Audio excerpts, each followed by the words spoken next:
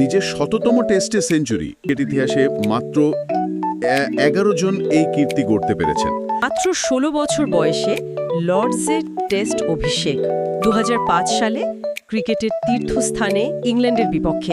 2007 বিশ্বকাপের ওই ইনিংসটা তো তাকে তারকা বানিয়ে দিল। ভারতের বিপক্ষে সে ম্যাচ জেতানো পারফরম্যান্স। ভারত তখন বিশ্বকাপের অন্যতম ফেভারিট, আর তাদের টুর্নামেন্ট থেকে ছিটকে দেওয়াটা ছিল বাংলাদেশ ক্রিকেটের জন্য একটা মনস্তাত্ত্বিক বিজয়। মুশফিকের অপরাজিত 56 রানের ইনিংসটা শুধু কিছু রান ছিল না, ওটা ছিল স্নায়ুচাপ সামলানোর একটা মাস্টার ক্লাস।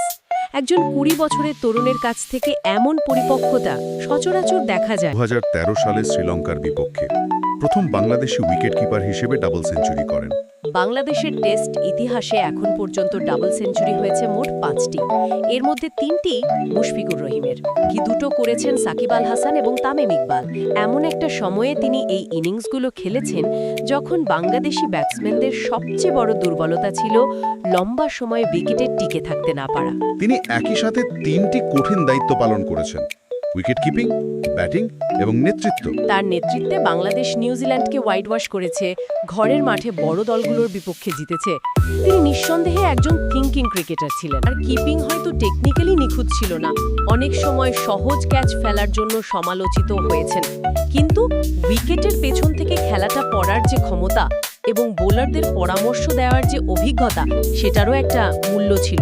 2023 সালে ওয়ানডেতে 7000 রানে মাইল ফলক স্পর্শ করেন তিনি। 2025 সালের মার্চে এই ফরম্যাট থেকে অবসরের ঘোষণাও দিয়েছেন। এর গধূলি লগ্নে নিজের 100তম টেস্ট ম্যাচে সেঞ্চুরি। বিশ্বে মাত্র 11 জন ক্রিকেটার এই কৃতিত্ব অর্জন করতে পেরেছেন। মাত্র 11 জন। তালিকায় রিকি পন্টিং, জো রুট, এনজামামুল হকের মতো কিংবদন্তিরা আছেন। মুশফিকুর রহিম এখন সেই ক্লাবের সদস্য। 100তম টেস্ট খেলাটাই একজন ক্রিকেটারের ফিটনেস, ধারাবাহিকতা এবং দলের কাছে তার অপরিহার্যতার চূড়ান্ত স্বীকৃতি। তিনি ইউনিসেফের সঙ্গে যুক্ত থেকে শিশুদের অধিকার নিয়ে কাজ করেছেন। মুশফিকুর রহিম একাধারে একজন বিশেষজ্ঞ ব্যাটসম্যান, উইকেটকিপার এবং অধিনায়ক, এই 3টি ভূমিকাই পালন করেছেন।